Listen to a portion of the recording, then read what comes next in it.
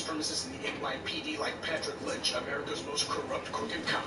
They knew that they could not get out there and push the line of, and this is why you got to make sure that you bring back qualified immunity in New York. You got to make sure that black folks are locked up. I mean, you don't question us when we kill black people. Why? Anything we do is right.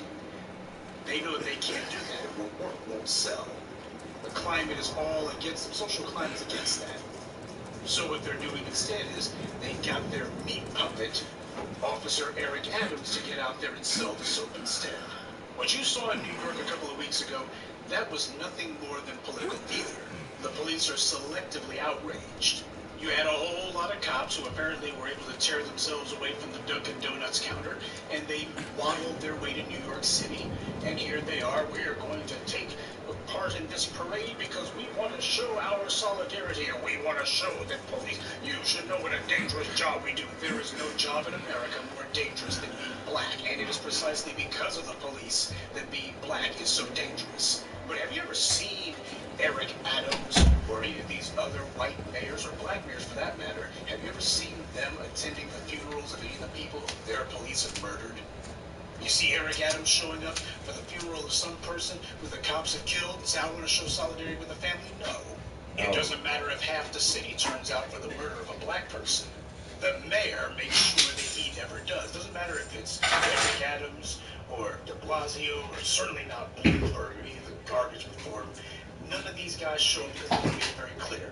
We're not about to show solidarity with you over the thugs in blue. We're not doing that. But this is the hysteria train that you've got a lot of individuals who are trying to push. But apparently it ain't got as much steam as they thought. Because in the most recent incident that they're deciding to make a cause celeb out of, you had an Asian woman who was allegedly murdered by some black suspect, who, by the way, the guy's name, I can barely even pronounce it. But phonetically, it's Asamad Nash. I mean, you can look at the guy, and not even his name. You're able to look at the guy. This guy is clearly from the islands. This guy is clearly an immigrant. You're able to look at this guy as like, okay, he ain't from around these parts. But he is black. And that's the most important thing. That's all that matters here. All that matters is, as long as we got a black person, now we can go ahead and push for this policy because we have a black face that we can attach the advocacy to. We have a black person that we can claim that this is in reaction to, and everybody knows, okay, this is what we're getting behind, guys. Officer Eric Adams was able to tear his lips away from Patrick Lynch's hairy, pale, crusty rump just long enough for him to make his way to Albany. Yeah, we need to have cash bail tweaked. I'm just saying tweak it. I ain't saying get rid of it. We need to have it tweaked. What does tweaked mean? We need to get rid of it. That's what it needs. We need to make sure that if a black person is accused of a crime, they ain't getting out of jail until they have been found not guilty by a jury of white folks from Staten Island. I mean, of a jury of their peers. That's what he's doing. He was down in Albany, but apparently they gave his asinine little stunt, his little political theater, thumbs down. Obviously, Officer Eric Adams is trying to shore up his support with as many non-black voters and non-black constituencies as he can. He's making it clear to everyone that he intends for his road to higher office to be paved with as many black people behind bars as he possibly can. He's at war, not with crime, but with black people. Because at no point does he say, you know what, there's a lot of judges who have been using their position in order to selectively incarcerate and selectively punish black people. So obviously the problem here is a crime.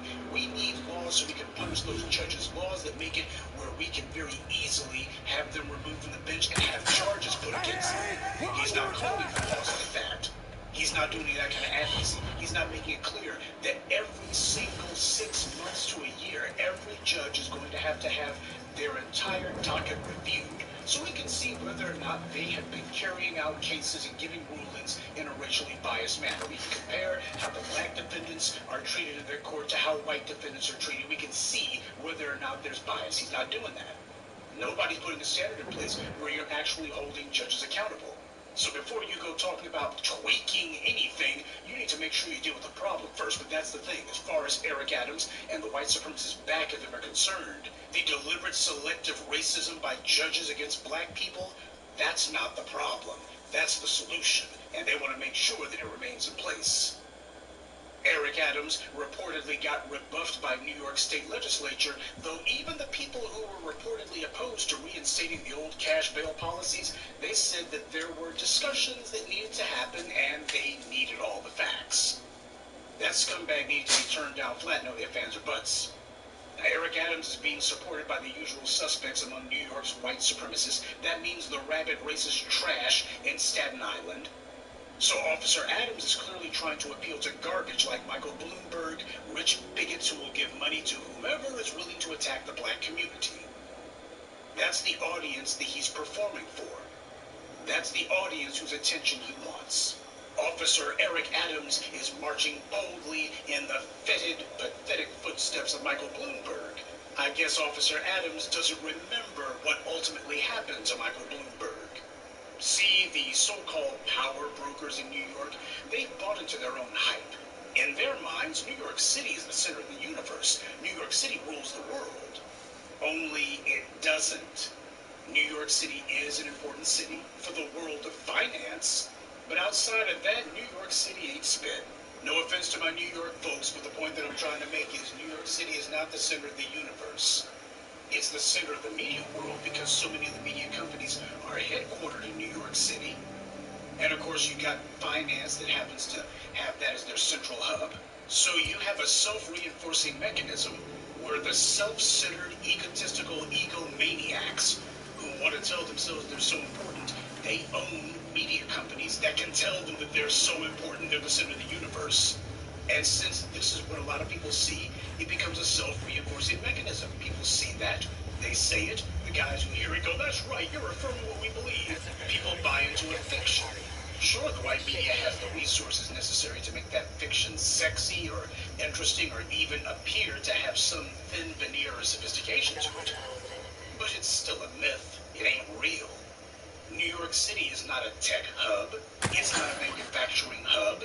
It's the epitome of the service sector, particularly the financial services. That means it doesn't produce anything. And the men who get treated like royalty in New York City, especially we're talking about principally Manhattan, they can't even get the time of day once they step outside of Manhattan, which is why so few of them ever leave their high-rise condos or high-rise corporate offices. Let's just tell it like it is. The game that trash like Bloomberg and now Officer Eric Adams want to play, that game only works inside of their little bubble. It's like Kamala Harris. As long as she had low-down Willie Brown and the California political machine to hand her patronage jobs, to spoon-feed her political offices like the DA's office or the state attorney general's office or the U.S. Senate, she was fine. But as soon as she stepped outside of the cozy confines of California, where her state's political machine had no influence, she got crushed, and it wasn't even a contest. Michael Bloomberg learned the same humiliating lesson when he went down to Alabama. He went to Brown Chapel AME Church, had some bootlick pulpit pimp, some scumbag pork chop preacher who was going to let him use that black congregation as a backdrop for a photo op, and next thing you know, the congregants stood up, as they should, and turned their backs on that scumbag. And what was supposed to be Michael Bloomberg's glorious PR stunt turned out to be the death knell for his would-be presidential campaign. He thought that once he got outside New York City, stop and frisk wouldn't follow him, except it did. He thought to himself that because he was such a big shot in New York City, why, these corn-bone country Negroes, they'll be falling at my feet. All I have to do is say I'm a white man from New York City, and they'll just be kissing my behind, and they'll be bowing and scraping. And instead, what happened was those black congregants told him, we know exactly who you are, Bloomberg, and you ain't in New York City anymore. They crushed his campaign in a single moment. But of course, what happened is what usually happens when you're dealing with entrenched monetary power. If the scumbags are not able to get their way on their own, then they'll simply find some stalking or some puppet who they'll put out there to do it for them, and that's where Eric Adams comes in. He's carrying out the Democrats' strategy of attracting non-black support so that they can try to create a new voter base.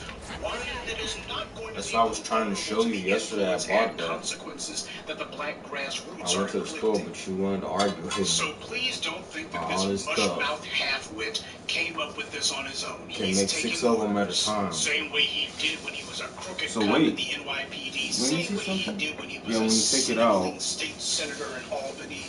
Eric Adams is a tool. That's all he is. So when you take it out, this will just go at the bottom was going on long before he got himself selected to be mayor of New York.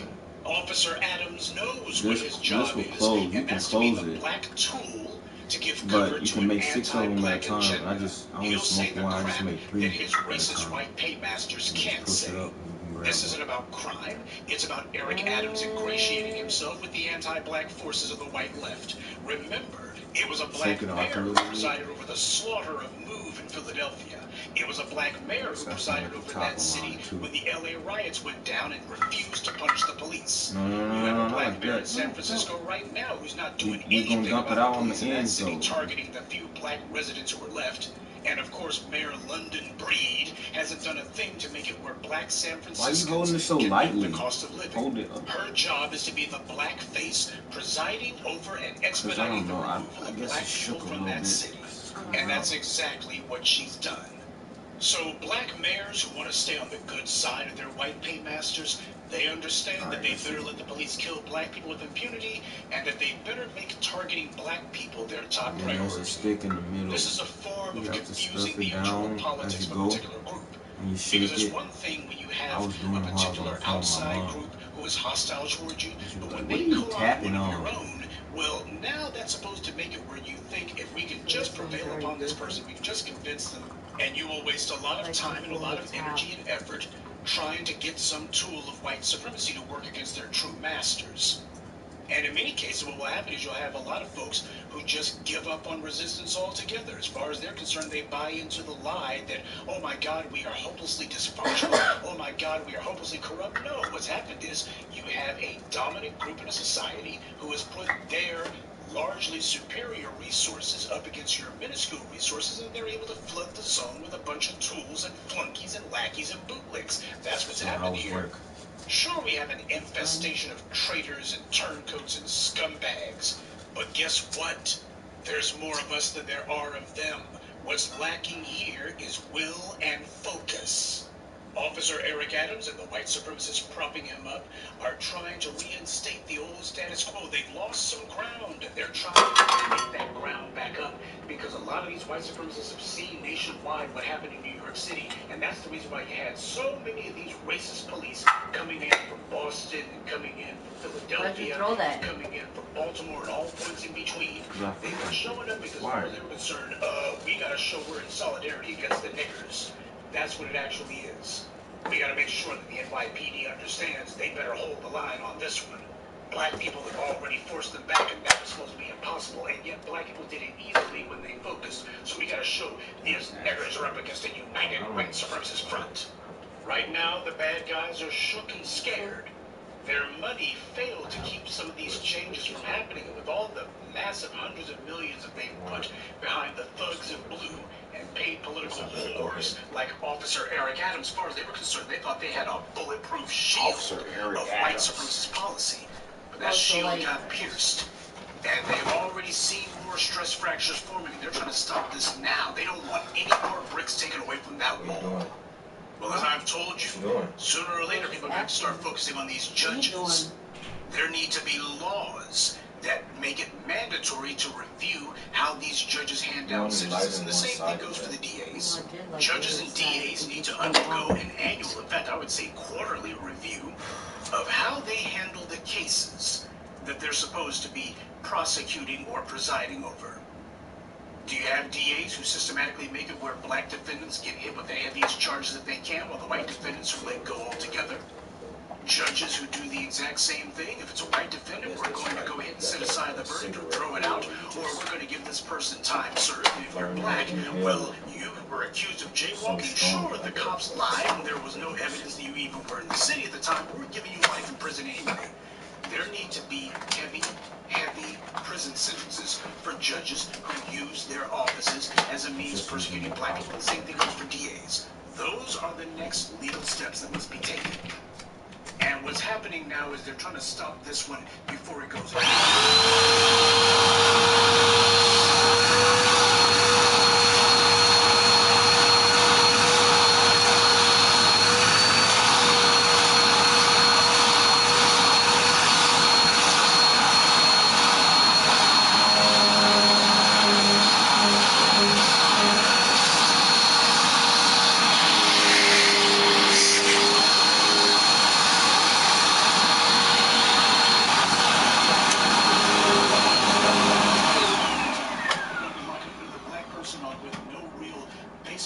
I'm going to stop this because I don't want to get in trouble.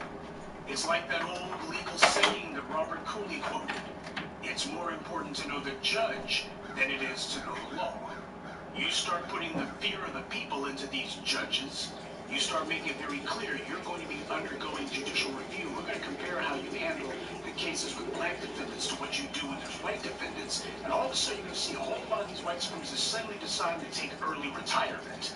Suddenly decide they don't want to be in the judge business anymore. We can run the white supremacists out. We can purge the white supremacists. That must be on the agenda. But we're the ones who are going to have to put it there.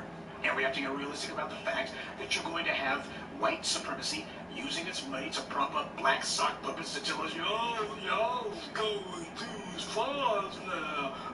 We need to be understanding now. They're going to have these morons out here advocating for the bad guys, advocating for the enemy. Eric Adams is pushing the anti-black agenda as he said that he would. This is not a surprise. He ran on an open platform that he was going to go after black people. So black New Yorkers have to make a political example out of him to show that they can and will push back. Because once Eric Adams has been politically humbled, humiliated, and thrown out of office, he's going to find out, just like all these bootlicks do, that the same Bloombergs and the same white power brokers who are willing to float them some money for their political campaigns, they're not going to be willing to hang out with these guys afterwards. Massa loves to use his tools, but that doesn't mean that he loves the tool itself. And mark my words, should the black New Yorkers flex on Officer Eric Adams and break this guy's political back, I can promise you, just like all the other bootlegs, he'll come slithering back to black folks and he'll be saying, oh, I was never down with them white supremacists. That was just media spin and they took things out of context. He'll do like they always do. And we'll leave that moron in the garbage can of history. Because that's what you do with trash. Good day, and be one. I'd like to take a moment to mention some of our contributors. Larry Amayo, Morris Button, Dee Ryan, Sharon Shamalela, and Racer Bow. Salute to them and thank you to everyone for listening, liking, and sharing this message. Black empowerment only exists because of you.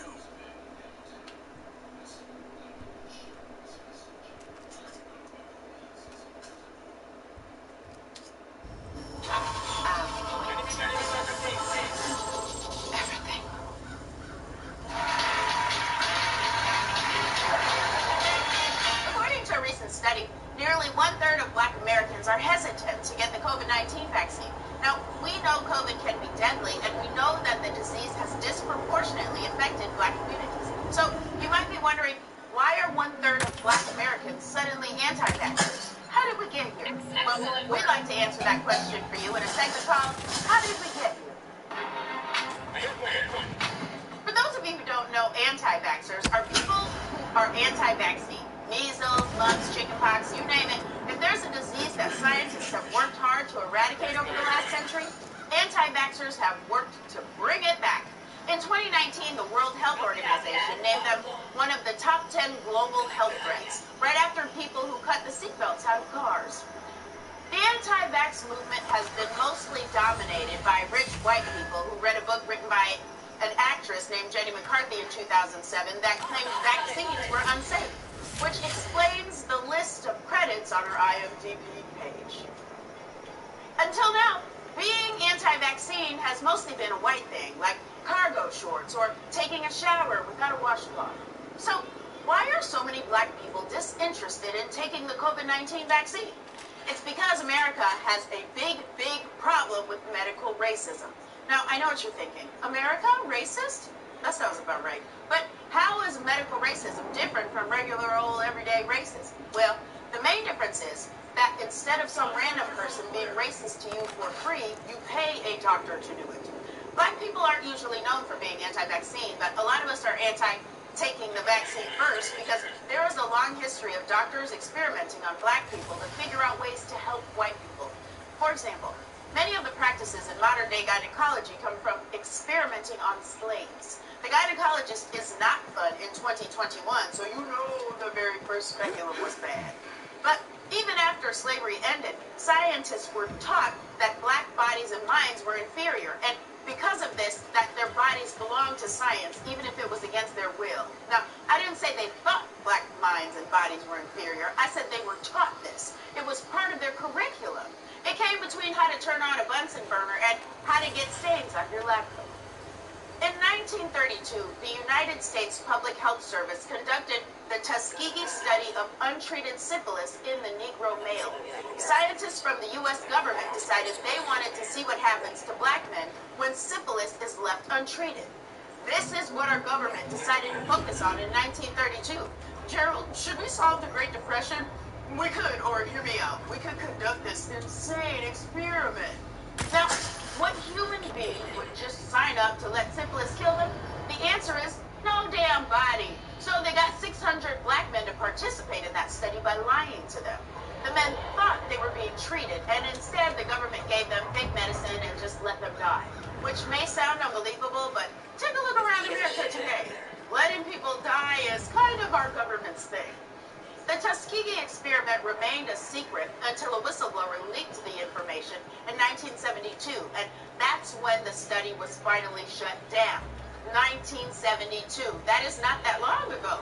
We got rid of this hairstyle before we got rid of that study. And if you think that story is crazy, hold on to your butts, because after the Tuskegee study, there was Henrietta Lacks, a black woman who was dying from cervical cancer in 1951.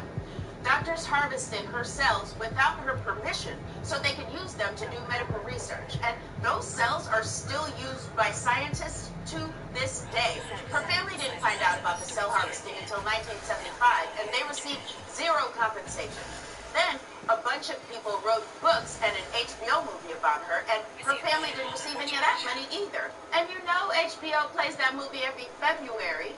A lot of the examples I'm giving happened years ago, but the effects of those events are still felt today.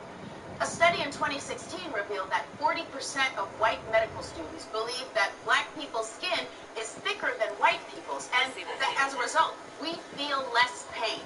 Thicker skin metaphorically? No. Do not make fun of me, or I will cry. Thicker skin physically? Also no. I bruise easily, and again, I will cry. But white doctors thinking black folks actually have thicker skin and feel less pain helps explain why black babies are twice as likely to die during childbirth as white babies. Because doctors literally don't take black women's pain seriously. Racism is woven into the fabric of American medicine. Black people aren't suspicious of the COVID vaccine because we read a book by Jenny McCarthy, a book I can only assume is mostly pictures. We're suspicious because we've read our history. Now, personally, I hope every American gets the vaccine as quickly as possible so we can put this whole nightmare behind us. And I hope communities of color will be prioritized when they roll it out. But I also can't blame the black community for being suspicious of scientists, because this is how we got here. Lately, there's been a lot of talk about systemic racism. Everyone claims they want to fix it, but we can't even agree on what it is. We just know it's bad, like poverty or pollution, or the way white people dance. But systemic racism isn't just an idea, it's a real thing. There's a place where you can go and see real-life systemic racism right in front of you. It's called the Hood. I'm sure you've heard about it. Your favorite rapper grew up there. You've probably seen movies about it. In a movie, you can tell you're in the hood because there's always rap music playing in the background when the brave white savior goes there to drag Jamal away from the gang so he can play in the big chess tournament. But have you ever wondered how the hood got that way? Systemic racism, that's how. In the 1930s, America was in the thick of the Great Great Depression. The banks had failed and everyone had lost their homes and unemployment was at the highest it would ever be until this idiot came along.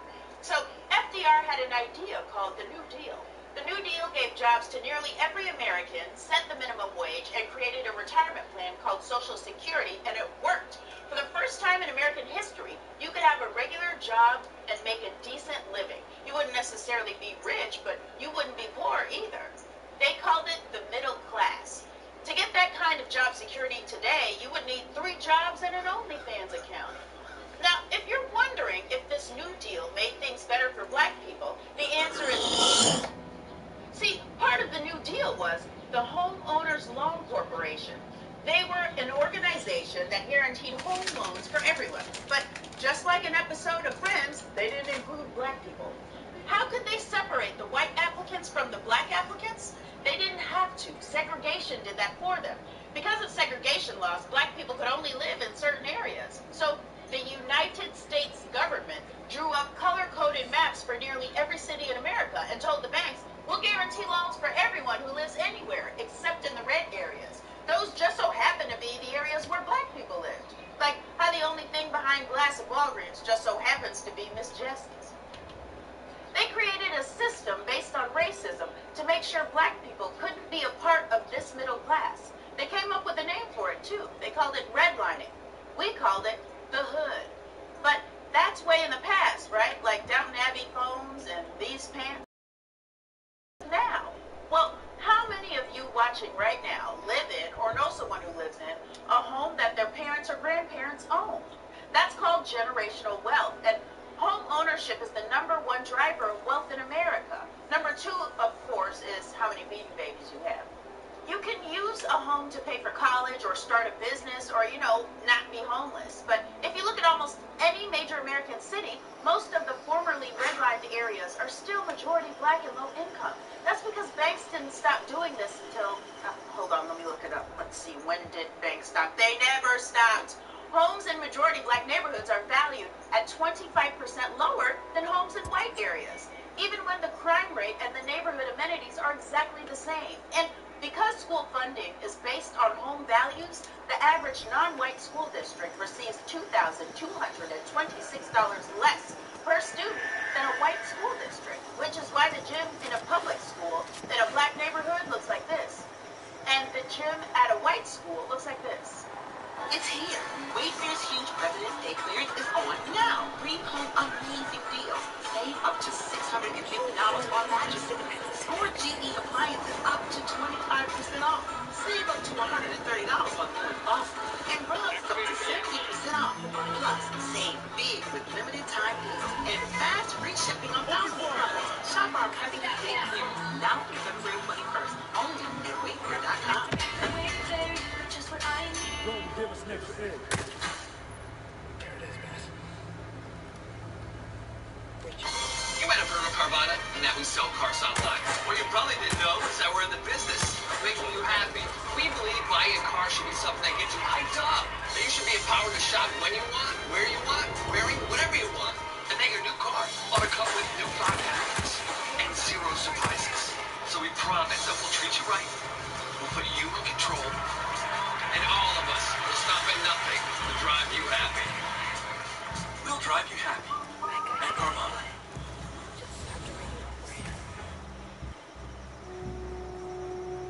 Looks like this. And the gym at a white school looks like this. There's even studies that show schools in black neighborhoods have smaller libraries. Meanwhile, at the white school, they're checking out Encyclopedia Brown from here. And because wealth and education are the #1 factors for crime, police are more likely to patrol these neighborhoods, which is why even though there is no difference in the rate of drug use between white and black people, let me say that again. There is no difference in the rate of drug use between white and black people. Black people are 3.5 times more likely to be arrested for drugs. It's like a reverse Hunger Games, where the odds are never in your favor. Most drug arrests occur in redlined areas, and studies show courts hand out 20% longer sentences to black people who commit the same crimes as white people. Wait, maybe that's why white people dance like that. It's the dance of a person with no consequences. So maybe all of this is why the average white family has 10 times the wealth of a black family. Not because black people like Jordans and shiny rims, but because there is a system designed specifically to make it true. Home ownership in America is more rigged than a basketball hoop at Coney Island. And maybe that's why black people are always rapping and bragging about where we come from. We're not celebrating the hood. We're letting you know that we survived a system that took our free labor and our tax dollars and gave it to everyone but us. We're telling the world in no uncertain terms that y'all can't kill us and we won't die. So if you want to know what systemic racism looks like, just go to the hood. And tell Jamal good luck at the chess tournament. It's Black History Month! Yay! Every morning this month, I wake up and look to see what's waiting for me under the Tubman tree. Will it be a white person telling me what Martin Luther King would have wanted? Or, better yet, someone saying, why do we need a Black History Month? How would you like it if we had a White History Month? You might be thinking that's crazy. The only reason we know about such notable white achievements as Betsy Ross's apparently groundbreaking ability to use a needle and thread, or Paul Revere's remarkable ability to scream and ride a horse at the same time, is because every month is White History Month. But hear me out.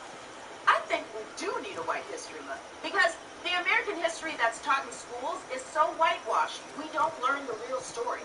We learn lies like George Washington chopping down a cherry tree, but not the fact that George had 18 slaves before he turned 18. 18 slaves! When I was 18, I didn't have 18 shirts. I had 3 shirts, and they all looked like this.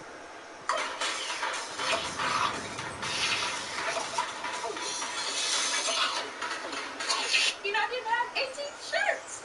I had 3 shirts, and they all looked like this. Each one of them cuter than the last.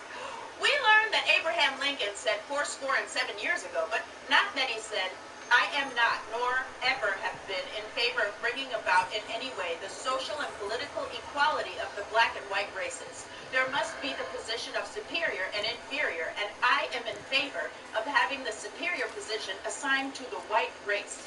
They don't put that on the penny.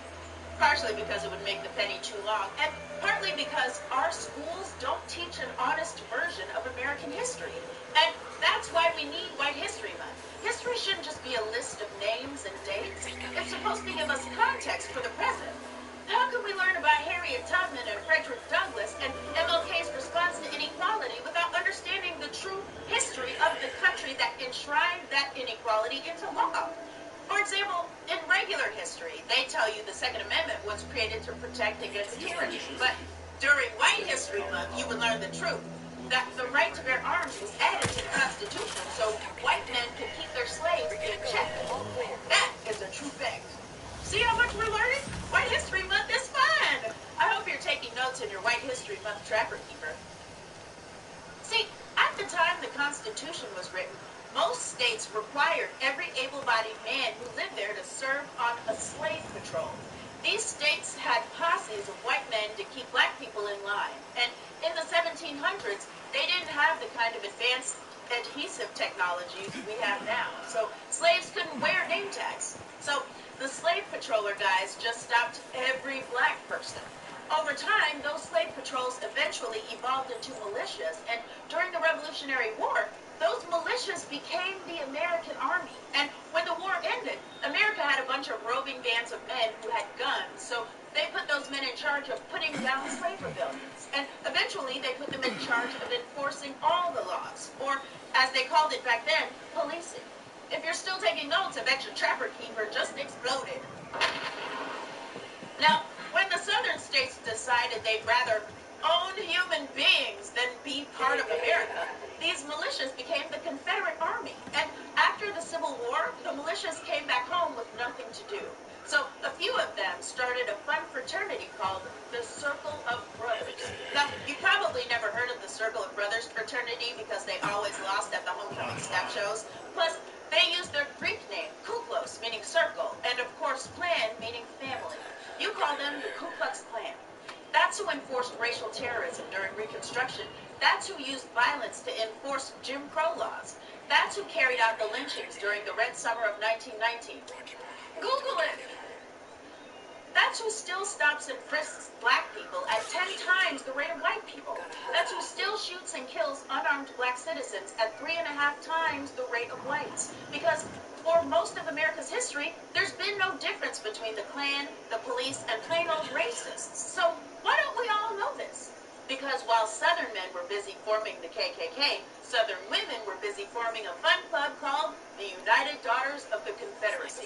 The United Daughters joined school boards and formed lobbying groups to make textbooks more favorable to Confederates. And they got so powerful that textbook publishers had to get their approval before school boards agreed to purchase social studies books, ensuring that their version of history is the one that got taught in schools. It is impossible to understand politics, the black community's relationship with the police, or why we even need to say Black Lives Matter if we don't learn the history of this country. So yes, let's have a White History Month. Let's have 12 of them. Otherwise, we'll never learn information that's crucial to understanding our own country. Like the fact that once upon a time, there were slave patrols who became militias, who became Revolutionary Army, who became the police, who became the Confederate Army, who became the KKK. Just because they don't teach that in schools doesn't mean you can't learn it. But you're going to need a lot more trapper keepers. America is known for 3 things: baseball, apple pie, and not spending money on social services. We're one of the richest nations in the world, but we don't have a lot of cool things other developed countries have, like the ability to go to the dentist without taking out a loan. But how did we get here? Let's find out in a segment called How Did We Get Here? You're not a dish. You're a man. Most name brand bars and body washes you rub on your skin are classified by the FDA as synthetic detergent. It's not even real soap. Start treating your body to the natural, nourishing, lathery goodness of Dr. Squatch soap. Get ready to step out of the shower feeling alive. That smells really good. So let's find out in a segment called How Did We Get Here? It seems like these days no one on social services. We're one of the richest nations in the world, but we don't have a lot of cool things other developed countries have, like the ability to go to the dentist without taking out a loan. But how did we get here? Let's find out in a segment called How Did We Get Here? It seems like these days no one can agree on anything. Is climate change real? Should we double mask? Does sugar belong on grits? Well, apparently all this division is caused by this thing called economic anxiety. I'm sure you've heard of it. It's a euphemism that describes a whole set of confusing beliefs. People with economic anxiety love small government, but are happy to spend billions on prisons or a border wall. They hate regulations, but they love to regulate women's bodies. The myth of economic anxiety has been around since slavery, because America loves a euphemism. That's why we call it climate change instead of everybody gonna drown if y'all stop playing. It's why we call Woody Allen a director instead of an alleged child molester who is also very ugly. But economic anxiety and all the things it's a euphemism for are caused by a concept called the zero-sum fallacy. That's the belief that one person's gain means another person's loss. Think of America as a pie. This should be an easy analogy to follow because at any given moment, 90% of Americans are eating pie. Basically, economically anxious people think that when anyone else gets a piece of pie, there must be less pie to go around. They believe that if everyone gets health care, insurance premiums will rise, or if we raise minimum wages, companies will lay off workers, or if we spend more money on public education, then the police won't have money to repair essentials like this. Now, to me, the benefits of spending money on social services is clear. It's obvious we should be doing it, just like it's obvious we should all watch Bridgerton alone when our husband isn't home. But many Americans don't feel that way. They get nervous about spending money that benefit all Americans. But that wasn't always the case. According to a recent New York Times article, in 1960, 70% of white Americans believed that the government ought to guarantee a job for anyone who wants one and ensure a minimum standard of living for everyone in the country. By 1964, that number had dropped to just 35%. Now, what could have happened between 1960 and 1964 to change the way white people felt? What could it have been? Can you guys think of anything? That's right. When white Americans thought of social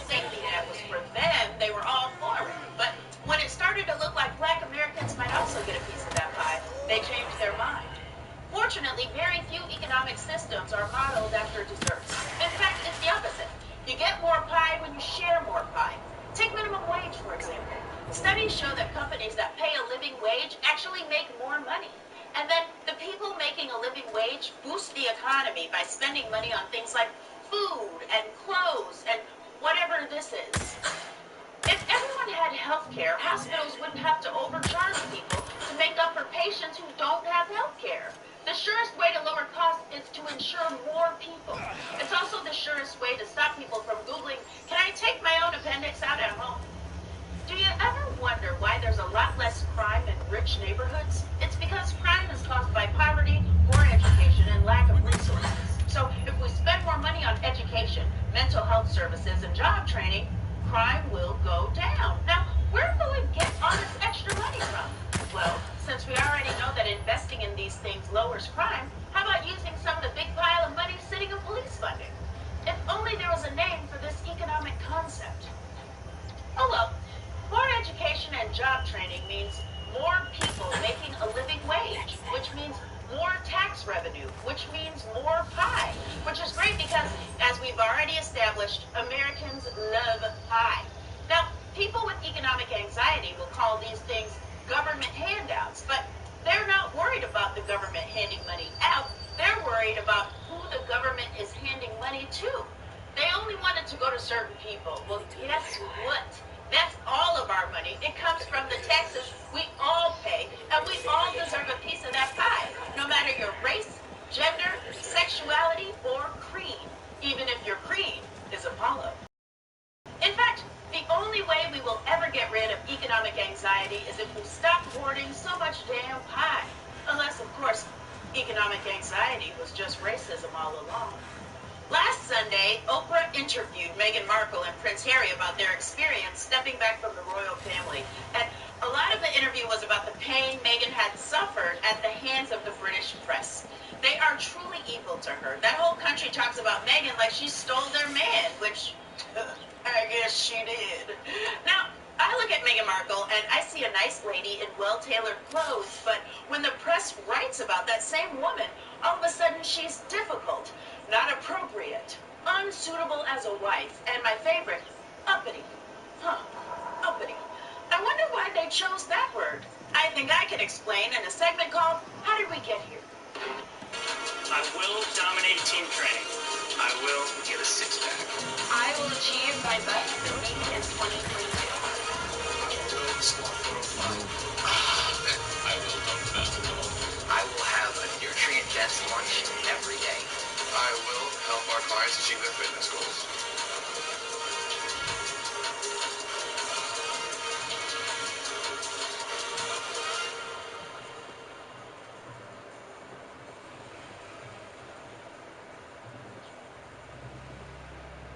Hey, I'm Taste of the Founder Vitals, and I wanted to take a quick minute to talk about the design process of our ultralight stretch pillow. If you're watching this video, you're going to have the opportunity to get this pillow for free if you just cover the shipping and handling, compared to paying $25 on our website for it.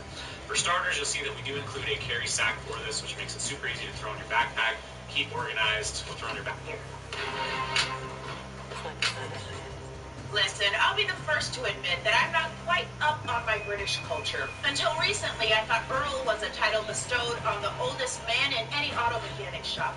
But I do know a dog whistle when I hear one. A dog whistle is coded language that's used to insult a group of people while maintaining deniability to the audience at large. Dog whistles use language that sounds normal to the majority of people, but that communicates a very specific, very message to a smaller, intended audience. For example, the dictionary definition of uppity is self-important or arrogant, but that word is exclusively used to describe black people who supposedly don't know their place. I've never heard a white person be called uppity in my entire life. But then again, I work in television, so maybe I just don't know any self-important white people. So when you say uppity, you can pretend you're just calling someone self-important in a race-neutral way, but we all know what you're really saying is that they think of themselves too highly for a black person. It especially gets used to describe black people who ask to be treated the same as white people, which isn't a lot to ask, especially when you're a literal frickin'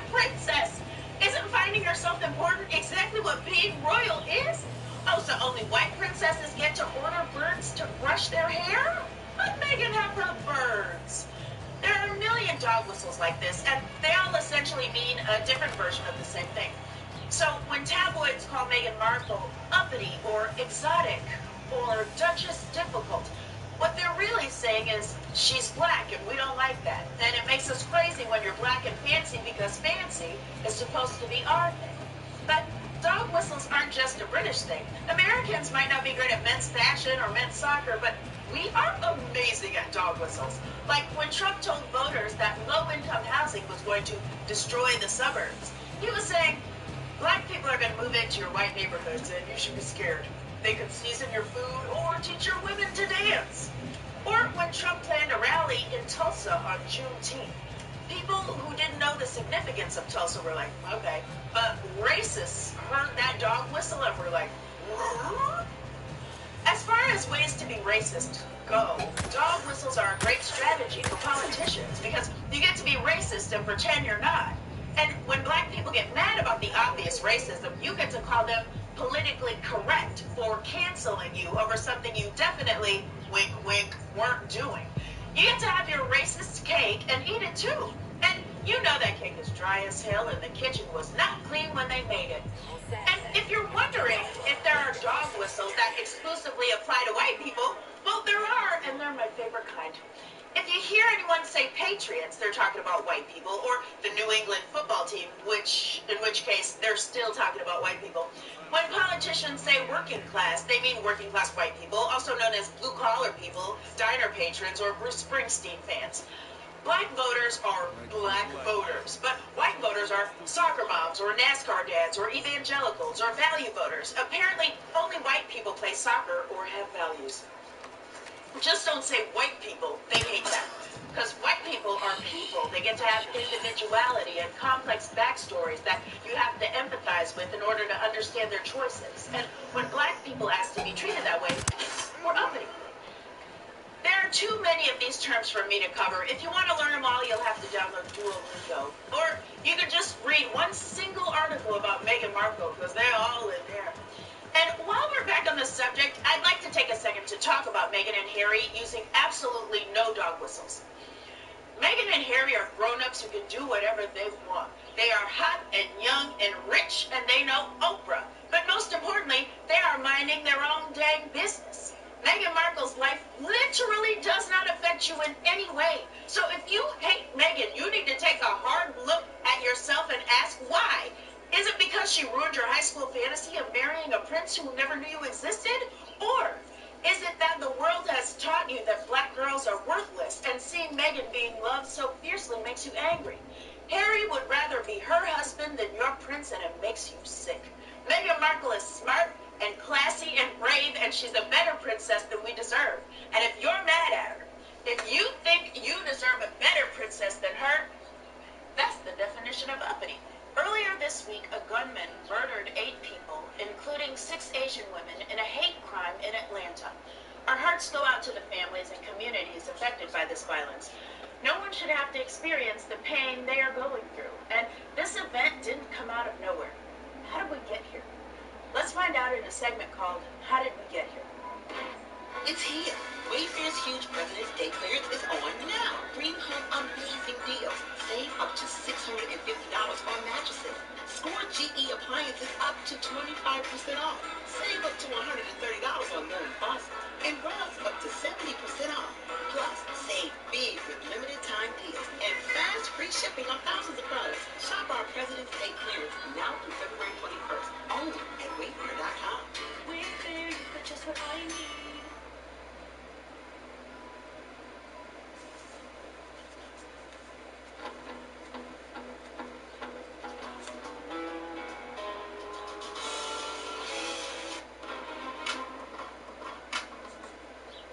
America has a long and well-documented history of anti-Asian racism, but during the coronavirus pandemic, violent attacks against Asian Americans have increased by 150%.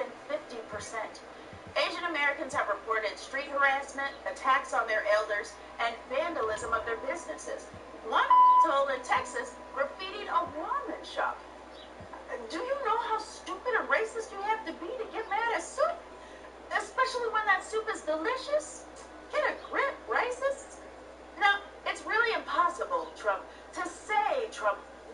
something like that Trump would happen. But I do know that anti-Asian violence spiked after Trump and other Republicans started referring to the coronavirus as the China virus and other racist terms. And it doesn't surprise me that this kind of rhetoric would lead to an increase in violence, partly because I have the common sense God gave a housefly, and partly because America has a long, violent history of scapegoating Asian people, which I, a comedian, will now try to tell you about in the 5 minutes I have between commercials, because the American school system has failed us all. Anti-Asian racism in the U.S. falls into a weird duality. On one hand, there's the model minority myth. Well-off and middle-class Asians are seen as the good, successful minorities. Their success is so-called proof that racism doesn't exist and that other minorities just aren't working as hard. But also, their success is not fair because they're keeping good white kids with a B-minus average out of Harvard by using the totally dishonest trick of having better grades. Now, it's the dumbest, whitest thing to have a theory that proves your country isn't racist, that is actually a hierarchy of races. Obviously, not all Asian Americans are well-off Harvard students, and that's where the double-sided trap of anti-Asian racism comes in. On the one hand, you've got the model minority myth, and on the other, the yellow peril myth. The myth that Asian people are somehow a threat to the Western world. Since the first working-class Asian immigrants arrived in the U.S., they've been seen as disposable labor. In the 1860s, Chinese immigrants arrived to build the Transcontinental Railroad for 1/3 of the pay of white workers. Well, Chinese men did. Chinese women weren't allowed to immigrate because, and I wish I was making this up, they didn't want Chinese people to fall in love here, get married, and stay. What kind of evil empire tries to outlaw love? That is some Darth Vader Death Star shit. Asian workers have been the targets of violence and lynchings throughout history. In 1871, during the Chinese massacre, 10% of LA's Chinese residents were killed. In 1885, in Rock Springs, Wyoming, 28 Chinese coal miners were murdered, and the city's Chinatown was burned down. Oh, and fun fact, at the time, it was illegal for an Asian person to testify in court against a white person. I know that wasn't an actual fun fact, but it's the closest we're going to get in this segment. In 1900, one Asian person was suspected of having the plague, and the city of San Francisco put up barbed wire and literally quarantined the entire Chinese population in Chinatown. Well, in other areas, people just burned Chinese neighborhoods down. I told you these facts would not be fun, but they are printable. In 1882, the U.S. passed the Chinese Exclusion Act, the first time the country barred people from immigration based on race. But not the last time, because if there's one thing America loves to do, it's keep people out. We're like the bouncer of countries. During World War II, the United States imprisoned Japanese people, including children, because they thought they might be loyal to the Japanese government. Which is funny because when I think of groups who aren't loyal to the U.S. government, that's not who I think of. What I'm trying to say is, Donald Trump is an asshole, but he's not an inventor. He ain't done nothing new. He simply tapped into America's long, violent history of dehumanizing Asian Americans. Now, there's been a lot of talk this week about what we should all do in the wake of violence in Atlanta, but I'd like to talk for a minute about what we're not going to do. What we're not going to do is disrespect the lives that were lost this week by acting like words don't matter. What we're not going to do is act like Asian hate doesn't run deep in this country. America does not get to hide from its racist past or present. And what we're not going to do is act like white supremacy isn't at the root of all this. Contrary to everything this country was built on, white men don't get to decide who lives and who dies. White people don't get to decide our humanity. Dismantling white supremacy starts with white people admitting they have a big problem. And black people will continue to stand in solidarity with our Asian family because white supremacy is killing us, all of us. I remember last summer when people from all over were protesting and saying, protect black women, Black Lives Matter. Seeing that felt really great. And I want that feeling for you, so just to be extra explicit, all right? Your feelings are valid. You deserve to feel safe. You deserve to be safe. We love you. This has been How Did We Get Here? We are so saddened by the tragic events in Boulder this week, and we're also frustrated because the majority of Americans are in favor of stricter gun laws. But stricter gun laws will never pass because of a thing called the filibuster. And that's not the only damage the filibuster has caused. Let's find out why else it's bad in a segment called How Did We Get Here? You're ready to start your own business. LegalZoom can help you set it up. We help launch and support millions of small businesses. How did we get here? A filibuster is an action that a senator can take to keep the Senate from voting on a bill. There are 100 senators, so if any one of them introduces a bill, any of the other 99 can stop it from getting voted on. It's basically legislative blocking. I'm sorry, is that sexist? Blocking. Can we say blocking on TV? We just did. So senators stop bills from getting voted on a lot, which is crazy because voting is their job. It would be like if at any point in the day, one of your coworkers could stand up on his desk and say, I don't think we should ship office supplies to the Southwest region today. And then you all had to stop working and watch him give a speech about it. Meanwhile, I'm at home refreshing my tracking information like, where's my damn stapler? I had papers to connect. The filibuster is just a long-winded way to keep things from getting done, and it isn't even in the Constitution. It was created in 1806 by Aaron Burr, the bad guy from Hamilton. Leslie, I love you, and you can get it, and I'm willing to wait for it. But the filibuster didn't start to become what we know it as now until 1841.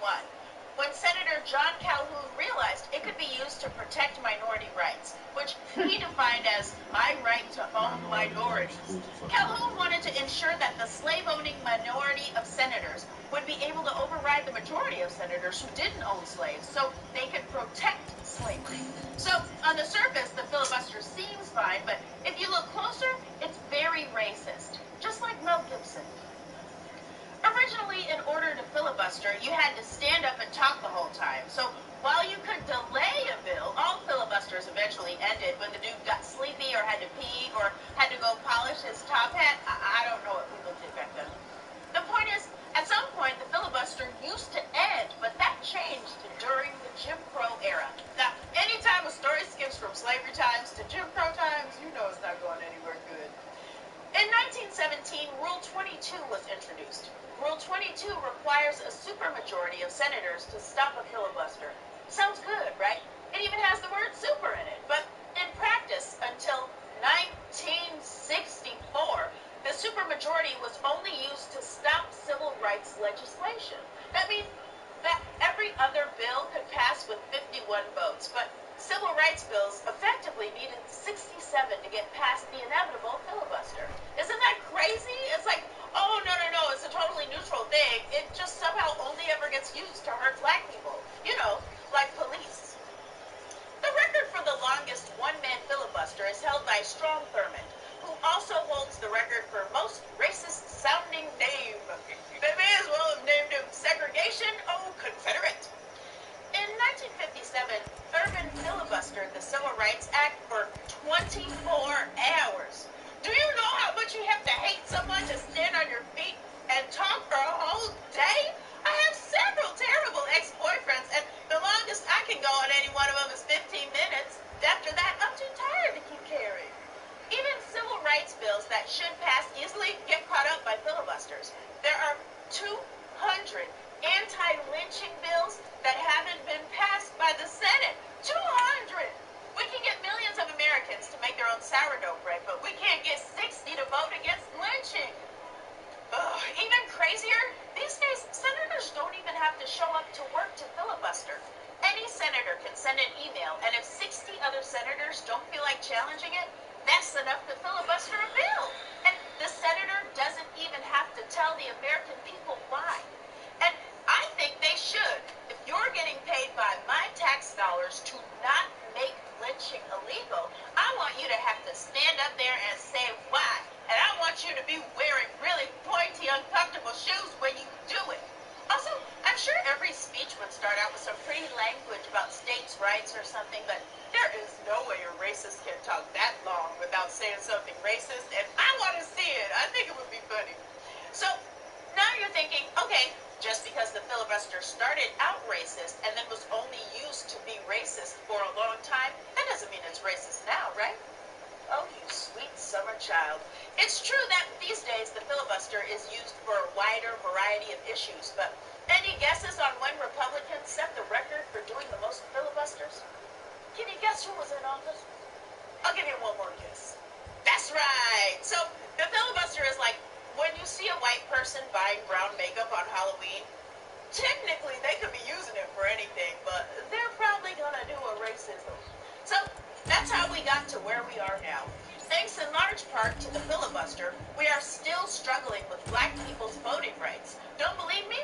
Ask Representative Park Cannon, the Georgia lawmaker who got arrested just for knocking on the door of someone who was trying to pass a voter suppression law. She got charged with a felony. Just kidding, she got charged with 2. Can you imagine telling someone marching in the 60s that we still wouldn't have this stuff figured out by 2021? They'd be so disappointed. Then they'd be like, but you guys have flying cars, right? And you'd have to be like, oh, no, but we have automatic sinks. But they don't recognize black people. Sorry, the future is bad. The filibuster is keeping black Americans from having full voting rights, and it's keeping all Americans from being safe from gun violence. And frankly, the word itself sounds very stupid. Democrats should get rid of it, or at least make senators see how long they can talk without letting the N-word slip out. This has been How Did We Get Here?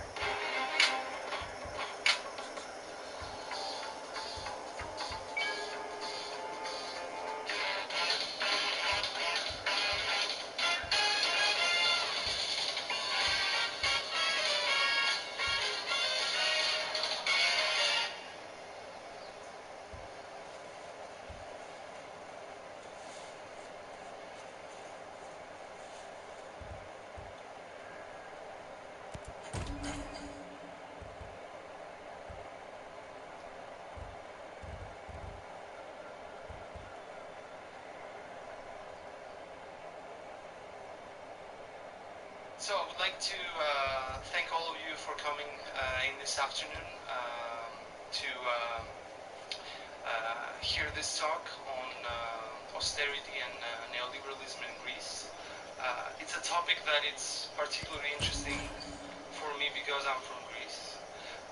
But I think also it has raised a lot of questions, concerns, general questions about the economic system as a whole, about the European Union, its architecture, a lot of these things. So what we're going to do today is we're going to have a main talk by Professor Richard Wolff. I'm going to have a few introductory remarks.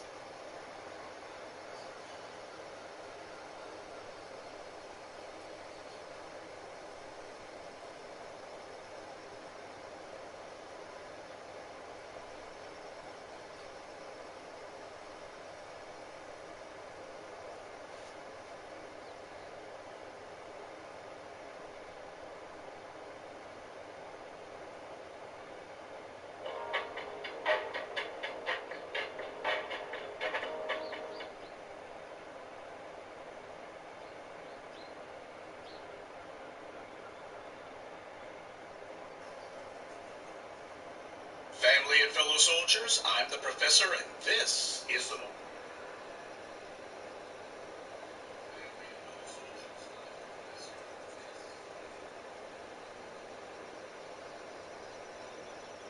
Family and fellow soldiers, I'm the professor, and this is the moment of truth. A lot of you have children, particularly school-aged children. And I know that when it comes to stories about black children being mistreated, whether it be at school or in the society in general, that for a lot of you, you feel very strongly about it. I know because I can see what the comments are that are listed. I see and hear about these assaults on black children just like you do. In that case, you're probably wondering, why is it that Professor Truth doesn't talk about it very much? Let me tell you why. Whenever I hear about these assaults and these attacks and murders of black children, it's not a good thing for me to be focusing on it because, truth be told, I would very easily be able to get myself into quite a bit of trouble if I were to dwell on such a thing too long and to comment on it. If I were the one who was commenting on it for too long, well, those people would have me on every list imaginable. When it comes to the safety and to the safeguarding of children, that's something that I don't play about. As far as I'm concerned, you call yourself harming a child, you're taking your life in your hands. I don't care who you are, what you claim to do for a living, or what BS excuse you're going to try to put forward. Elijah McClain was murdered, and then the animals who killed him decided to go to the very place where they committed the murder at, and they took photographs of themselves reenacting the murder. In Aurora, Colorado, you recall, you had a whole group of black girls who the police had at gunpoint, one of them just 6 years old. And these bastards, they called themselves trying to handcuff the 6-year-old. But apparently, the handcuffs were too big for her little arms, so they had to give that one up. But they had these children on the hot pavement at gunpoint because apparently seeing these girls who clearly were unarmed, the police were just scared out of their wits, right? This is domestic terrorism going on here. That's what this is. And then, of course, the authorities on cue, testing the public, say, why, there's not going to be any charges. We don't see where the law was even broken. The police chief says, well, we'll go ahead and do an investigation, but don't expect anything to come out of it. Maybe we need to review some procedures or something. I don't know. The family is sued, but as I've been saying for the longest time, black folks need to get off that mess about thinking to themselves that they're going to be hitting the lawsuit lottery. When black children are attacked by these thugs with badges, when black children are assaulted, when black children are killed, that's not a civil matter, that's a criminal matter. We're going way beyond a check at this point. This is not about making the city pay through the nose. This is about making sure that these violent scumbags do not ever harm another child ever again. That's the place that we should be at this point. There's not supposed to be anything on this planet more important to you than your children. And there should not be anything that you are not willing to do to ensure the safety of your children. And as long as the individuals who have attacked your child, held them at gunpoint, or done some other horrible thing, including killing your child, as long as they're running around, neither you nor your family are safe. Your community is not safe. These white supremacist thugs target and kill children. And that makes me see red. That's the kind of thing that'll make somebody black out. And then when they come to later on, it's like, oh my, what happened? These white supremacist thugs, they make sure that when they target black children, they do it at a time and a place of black men around. They do that. That's why they murdered Tamir Rice, holding black girls at gunpoint, ambushing and murdering Elijah McClain. That's the reason why they do it like that. It's like, okay, we got ourselves one who's isolated. Okay, we can get away with it. Because these white supremacists are all on code to harm and murder black children. This is domestic terrorism. White supremacist race killers looking for soft targets. Now, of course, I know that all of you have heard about the incident where you had the black teenager who was assaulted by a couple of thugs with badges in Bridgewater, New Jersey. What happened was there was this white teenager who was menacing one of the black teenager's acquaintances. The black teenager says, hey, instead of picking on somebody small, you need to pick on somebody more your own size. It's like, why don't you go ahead and try that with me? Okay, they get into it. The cops come running up. They leave the white thug alone. And this guy's bigger than the black child, by the way. But the cops aren't concerned about that. He's not a threat. The black teenager is, and the white male cop in particular, as far as he's concerned, he starts throwing this kid around. Oh, yeah, I mean, he thinks to himself, I've got some cover. I can claim, oh, he was resisting arrest.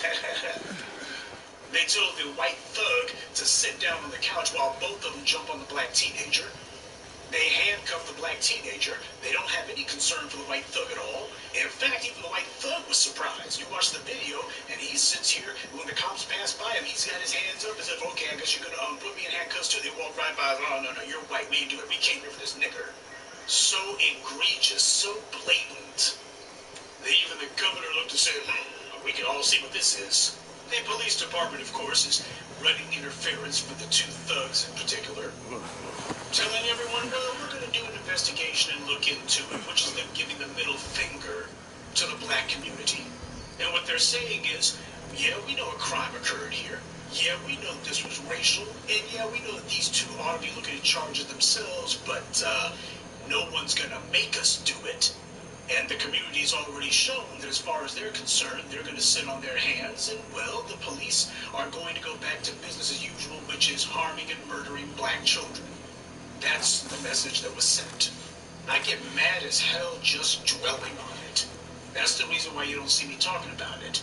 It's the kind of thing that makes me, especially the way that I am, liable to say all kinds of things.